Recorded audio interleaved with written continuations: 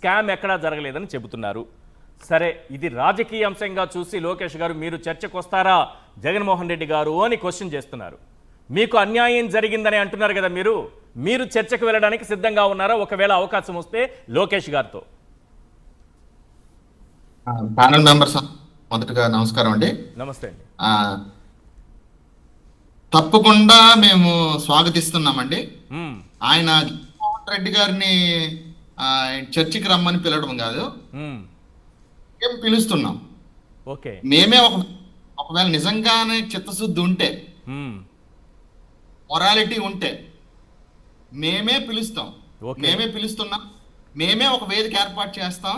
మేము ఎక్కువ మంది కూడా జస్ట్ ఏంటంటే ప్రాబ్లం ఒకరు చొప్పున వచ్చినా చాలా మంది అయిపోతారు, ఎందుకంటే నెంబర్ ఆఫ్ ప్రాబ్లమ్స్ ఉన్నాయి ఇందులో. కాబట్టి మేము ఒక 15 నుంచి 20 మంది వస్తాం. Aspirants with hall tickets, hall ticket పట్టుకొని మేము వస్తాము. హాల్ టికెట్ చూపించి అక్కడ కూర్చుంటాం.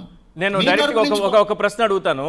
ఒక 2-3 పాయింట్లలో పేపర్ లీకేజీ జరిగింది, ఇదొక స్కామ్ అని చెప్పడానికి 2-3 ఎగ్జాంపుల్స్, కేవలం ఒక 2 లేదంటే 3 ఎగ్జాంపుల్స్ ఏమైనా చెప్తారా? ప్రధానమైన పాయింట్లు.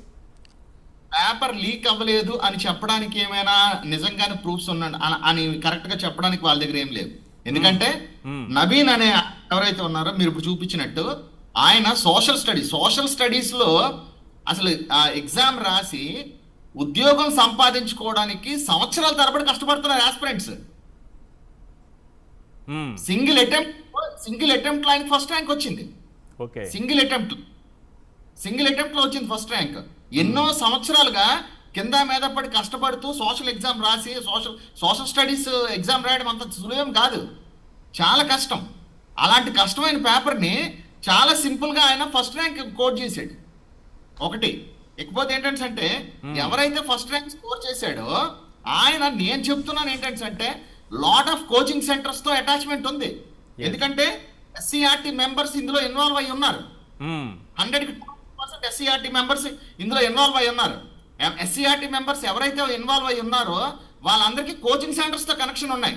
మీరు గమనిస్తే మొన్న ఏంటంటారు ఒక సక్సెస్ మీట్ ఏదో చూసాం వీడియో లేటెస్ట్ గా. మొన్న నాకు చాలా ఆలస్యంగా వచ్చింది.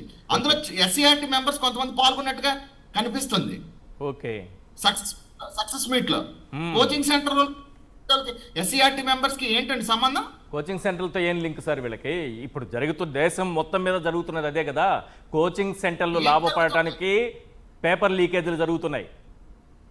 ఎంక్వైరీ జరిగితే నారా లోకేష్ కాదు, ఎంటైర్ ఆస్పెక్ట్ లో సీఎం గారు కూడా ఇన్వాల్వ్ అయి ఉన్నారేమో నా డౌట్. అదేంటి సార్ అంత పెద్ద మాట అనేసారు? 100% సార్. బికాస్ ఎందుకంటే నారా లోకేష్ ఎడ్యుకేషన్ మినిస్టర్ అని చెప్పి మనం చెప్తున్నాం. ఇప్పుడు ఎడ్యుకేషన్ మినిస్టర్ ఇప్పుడు మీకు నచ్చినట్టు మీరు ఏది పడితే అది చేస్తారా సార్? 2017 పాలసీ ఏది, 2018 లో ఏంటంటే గేమ్స్ పెట్టున్నారు కాబట్టి ఆ గేమ్స్ లో అవకతవకలు జరిగాయి కాబట్టి గేమ్స్ వద్దు, ఓన్లీ ఎగ్జామ్ పెడతాము అని ఒకసారి అన్నారు. అవును, ఎగ్జామ్ పెట్టండి అని అంటే అలా పెట్టకుండా మళ్ళీ ఇంకొకసారి గేమ్స్ పెట్టారు. తర్వాత గేమ్స్ తీసేసి, ఎందుకంటే కంపల్సరీగా గేమ్స్ పెట్టాలి, ఎందుకంటే ఫిజికల్ టెస్టే చాలా ఇంపార్టెంట్ అని వాళ్ళే అదే గవర్నమెంట్, సేమ్ గవర్నమెంట్, ఇదే గవర్నమెంట్ అయితే ఉందో ఇదే గవర్నమెంట్ అన్నది గేమ్స్ ఇంపార్టెంట్, ఫిజికల్ టెస్ట్ కంపల్సరీగా ఉండాలి అని. మళ్ళీ ఇదే గవర్నమెంట్ ఏంటంటే ఫిజికల్ టెస్ట్ లేకుండా ఎగ్జామ్ కండక్ట్ చేశారు. ఓకే, అది కూడా ఓకే. ఇప్పుడు జీవో నెంబర్ 4 ఏంటి సార్? What it describes? ఇది ఏంటి జీవో నెంబర్ 4 ఏమని డిస్క్రైబ్ చేస్తుంది? ఇది ఎవరి కోసం తయారు చేశారు? ఎవరి కోసం? టాలెంటెడ్ పీపుల్ ని ప్రొక్యూర్ చేయడానికా? టాలెంటెడ్ పీపుల్ ని ఇందులో ఎగ్జిస్ట్ చేయడం కోసం జీవో నెంబర్ 4 చేశారా? ఓకే. సుప్రీం కోర్టు చెప్తుంది ఆల్రెడీ టీచర్స్ ఎవరైతే ఉన్నారో, టీచర్స్ వృత్తిలో ఎవరైతే కొనసాగుతున్నారో, టెట్ రాయకుండా మీరు ఎవరెవరైతే టీచర్స్ కింద ఉన్నారో మీరందరూ కూడా ఎట్టి పరిస్థితుల్లో టెట్ రాయండి అని చెప్పి, టెట్ రాసి క్వాలిఫై అవ్వాలని చెప్పేసి సుప్రీం కోర్టు ఆర్డర్ వేసింది.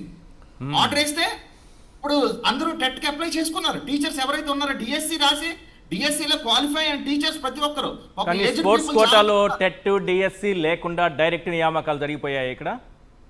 ఇప్పుడు ఆల్రెడీ డిఎస్సి రాసి క్వాలిఫై అయిన టీచర్స్ ఎవరైతే ఉన్నారో వాళ్ళు టెట్ రాయాలని చెప్పి ఇక్కడ సుప్రీం కోర్టు చెప్తా ఉంటే, మన లోకేష్ గారు మన ముఖ్యమంత్రి సార్ ఏం చెప్తున్నారంటే జీవో నెంబర్ 4 తీసుకొచ్చి ఏం చెప్తున్నారంటే మీరు రాయక్కర్లేదు, మీరు డిఎస్సి రాయక్కర్లేదు, ఏమీ రాయక్కర్లేదు, కానీ స్పోర్ట్స్ కోటాలో మీకు ఉద్యోగం ఇస్తాం. పోనీ ఆ స్పోర్ట్స్ కోటాలో ఉన్న వాళ్ళకైనా పర్ఫెక్ట్ ఇచ్చారా?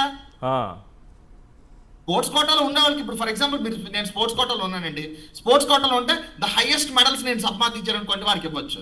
పార్టిసిపేషన్ అది కూడా కంప్లీట్ గా అన్ని కూడా అసోసియేషన్ సర్టిఫికెట్స్, పార్టిసిపేషన్ సర్టిఫికెట్స్ తో ఇచ్చి ఉన్నారు.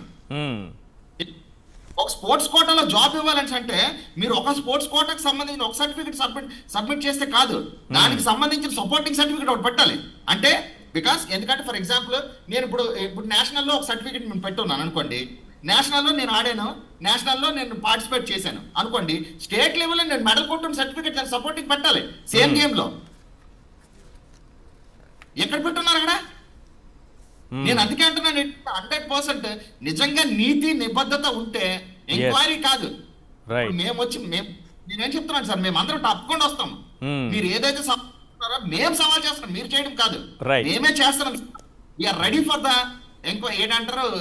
ఏదంటారు మీరు మీతో మాట్లాడడానికి, మీతో చర్చించడానికి, అన్ని ప్రాబ్లమ్స్ డిస్కస్ చేయడానికి మేము రెడీగా ఉన్నాం. సిబిఐ ఎంక్వైరీ చేయండి. ఎంక్వైరీ చేస్తే మొత్తం ఛానల్ ఎవరెవరి దగ్గర పేపర్ వెళ్ళింది, ఎవరు పంపించారు, అసలు ఎవరెవరు ఇన్వాల్వ్ అయ్యి ఉన్నారు, ఏ మినిస్టర్స్ ఇన్వాల్వ్ అయ్యి ఉన్నారు, ఎవరెవరు ఈ స్పోర్ట్స్ కోటాలు ఫిల్ చేశారు, అసలు స్పోర్ట్స్ కోటాలో వచ్చిన అభ్యర్థులు ఎవరు, ఏ పార్టీకి సంబంధించిన వాళ్ళు, ఎవరు రికమెండ్ చేశారు, ఇవి ఎంటైర్ థింగ్స్ అన్ని కూడా బయటకు రావాలంటే సిబిఐ ఎంక్వైరీ జరగాలి. 100% జరగాలి. మేము స్వాగతిస్తాం, మాకు అదే కావాలి.